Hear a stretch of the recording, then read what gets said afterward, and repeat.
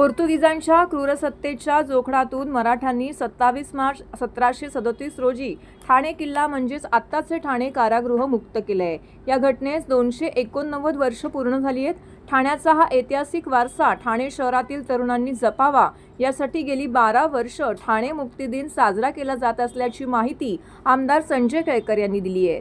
सह्याद्री प्रतिष्ठानतर्फे 27 मार्च रोजी ठाणे मध्यवर्ती कारागृहात ठाणे मुक्ती दिन साजरा करण्यात आला आहे। यावेळी प्रतिष्ठानचे कार्याध्यक्ष आमदार संजय केळकर, प्रतिष्ठानचे संस्थापक श्रमिक गोजमगुंडे उपस्थित होते। यावेळी श्री केळकर यांनी म्हटलंय की ठाण्यात पोर्तुगीजांनी अनववित अत्याचार करून सत्ता राबवली, येथील नागरिकांना ठाणे किल्ल्यात डांबले। 27 मार्च 1737 रोजी मराठ्यांनी पोर्तुगीजांच्या जोखडातून हा किल्ला मुक्त केलाय।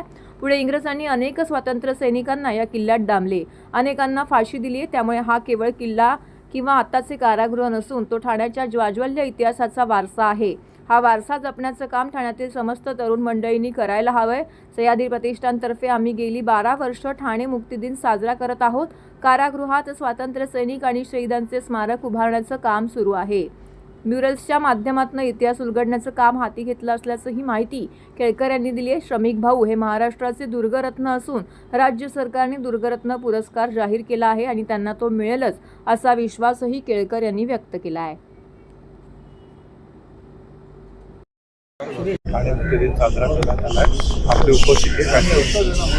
आज या ठिकाणी गेली 12 वर्ष सह्याद्री प्रतिष्ठान हा ठाणे मुक्ती दिन साजरा करतो।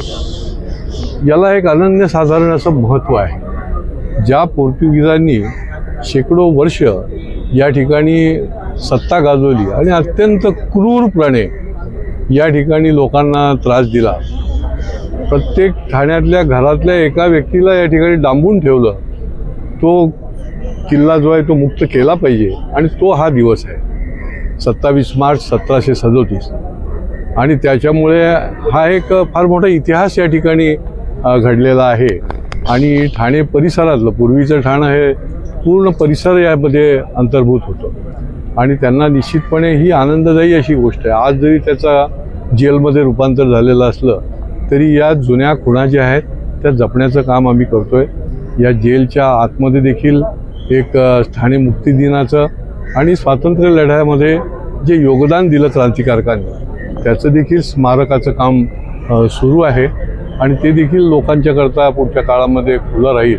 परंतु याचा उद्देशच हा आहे की आपला इतिहास जो आहे, या जुन्या ज्या आपला ऐतिहासिक वारसा आहे त्याची जपणूक केली पाहिजे आणि ती जपणूक करण्याचा हा दिवस आहे।